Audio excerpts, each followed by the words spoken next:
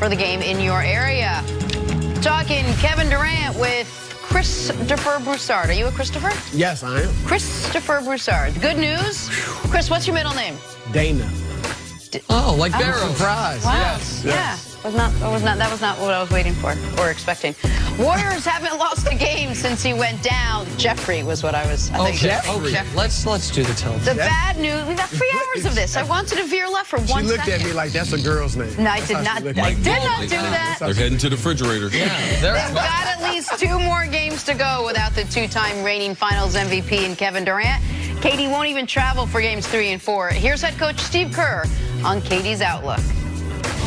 He continues to progress, and he has made progress, but you know, it's a little more serious than we thought at the very beginning. It's unfortunate, but it's a part of the game, and we'll desperately need him to three-peat. That's no secret about that.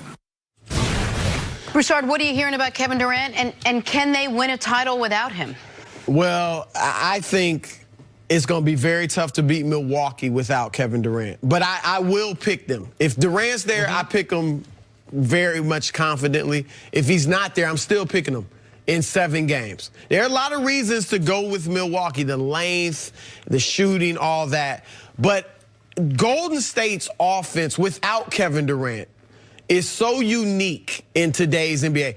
People, the casual fan thinks, oh, they just hoist a bunch of three-pointers. No, they're not near the top or in the top 5 in three-pointers attempted generally. They were second in the league in mid-range shots. They get backdoor layups. They get dribble drives, and Just obviously like they shoot threes. The most important bucket of the game, they ran a simple pick and roll. People are like, oh, how can they leave Draymond open? Because Steph has split the double team. Steph has stopped before the double team, shot the ball. This time, he kept dribbling and forced the defense to come to him to create the easy layup. It is far more complicated, Chris, than it looks. And you look at what, and Milwaukee's a great defensive team. They're long and they can be physical. Bledsoe, Malcolm Brogdon, you mentioned, like they can get physical with the guards in Golden State. But they have been facing one-man shows. In Detroit, Blake Griffin. Kyrie made Boston a one-man show because he shot like 40 times more than any other teammate. In Toronto, Kawhi, one-man show. At the very least, Golden State's a 2-man show with Klay and Steph, and then Draymond can make plays. And their bench has actually stepped up. Everybody talking about they're not that deep, and I get it. But since Kevin Durant went down, the bench has averaged 34 points a game. Like Kevon Looney is playing great.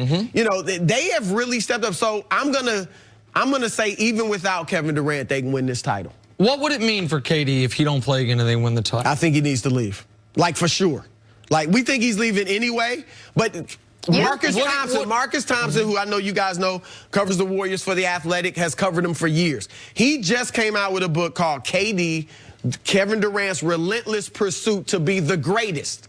If KD indeed wants to be the greatest, the GOAT, past LeBron James and all, you got to leave. But will it, if they win the title this year without him, will that, people already want to say there are some asterisks attached to those first 2 titles for him with him. I think it would be, I think for him personally, it would be the worst case scenario of if he can't come back, and it wouldn't be his fault. And if they were to win the title without him, if they beat Milwaukee or Toronto, I suppose, without him, no, I don't think anyone would think, well, they would have lost with him, right? So he would have. I don't but it just looks like they didn't need you. It looks like you were a luxury, not a necessity.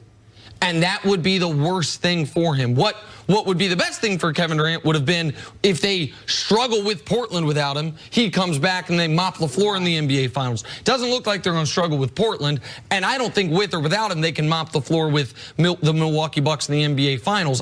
Can they beat him without him? I think Milwaukee will beat the Warriors with or without Kevin Durant. But could they beat him with him? Yes, of course they could. I'm not saying they're a heavy favorite. But I also think they could beat him without him. You mentioned that they're number 2 in the league in mid-range shots. Well, that's a lot, in large part, because of Kevin Durant. They changed their style once he's gone, and a 36-game sample is a 36-game sample. They are 32-4 when Steph plays and KD doesn't, including 29 of their last 30. 5-0 in the playoffs. Draymond gets better, Steph gets better when Kevin Durant isn't out there. Even if the team doesn't, those two guys raise their game to a degree. Clay seems like a metronome no matter who's on his team, no matter what's happening. He's going to give you about the same level of production. So would they still have a shot without Kevin Durant? I believe absolutely unequivocally yes. Yes, because they know how to win games. They mastered that last 4 or 5 minutes. They're the only team that's faced any type of pressure. They have that to be able to go to. I believe they're the best defensive team left in the playoffs. When they want to lock you down, they can do that. How Milwaukee's going to react to everything, we don't know. Do have a huge home court. I disagree with you on Kevin Durant because let's just say this. If Kevin Durant came, because you're picking Milwaukee either way. Yep. Wouldn't that hurt his legacy if he came back and they lost? So if they Kevin Durant comes back and they lose to Milwaukee, because you said if they win, it's going to hurt his legacy. I think it is. I think so. Really, ain't nothing Kevin Durant can do. No. Right, you're saying the worst. You're saying if he comes back and they lose, that's worse than if they win it without him. I disagree with that. I think that because now he's lost in the finals. If he's going to be the greatest ever, well, he's already lost in the finals once. Just not with these guys. Now he's got 2. Right.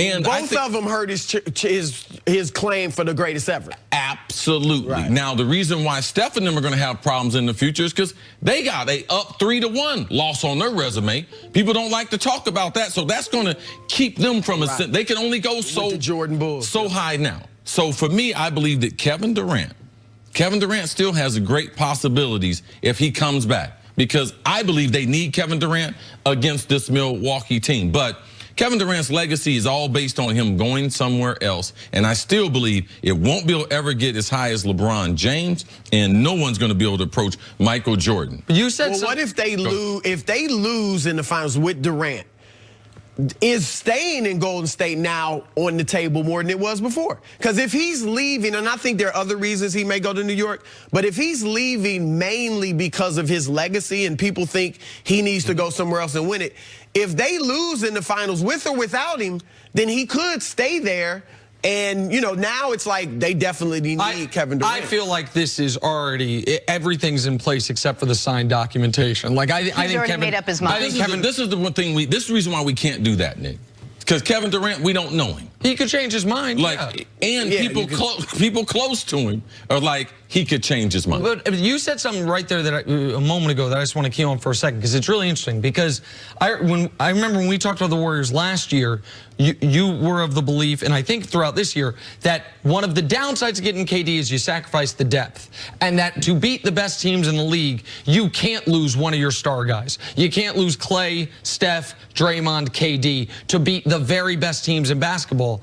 Is what's changed in your mind what we've seen them do since KD went down? Their ability to instantly activate? Or is the team like, because I was surprised that you just said you thought they could beat the Bucks or the Raptors if KD doesn't play. That's not what I thought you were going to say. Yeah, because I've seen them pull out games. I know they have a system that there is no defense for. And if they get hot, there ain't nothing you can do. Like, anyone who think that this team right now is not a championship team, they crazy, or they just don't like them with KD. Now, one thing I am going to tell you, too, and the reason why the Warriors in the 2 times they won with KD, it's different, is because LBJ was there. Sure. If they had won 2 against someone else, then it would be different. But because LeBron was there, they will get full credit. Like, all championships are not equal, but because who they beat, all right, it becomes more significant than a normal championship. Loved having you here this week. Great job. BROUSSARD, thank you so much. Safe travels back to LA. Coming up, can the Lakers find a superstar to pair with LeBron? Next on First Things First.